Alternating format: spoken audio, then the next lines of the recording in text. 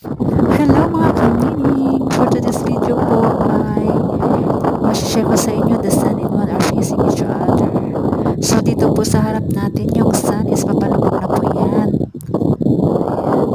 Time check is 7:30 p.m. na po. Dito lang po yan sa Greece. At dito naman po sa kabila is yung moon natin is ready na po, papalabas na. So magkaharap silang dalawa, ang sun and moon. Pero around 7 p.m. na po, maliwanag pa yung araw natin.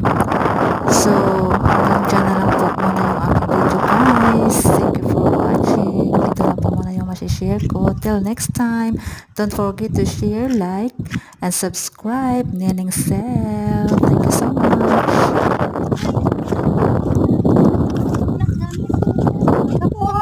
Masaya at ang may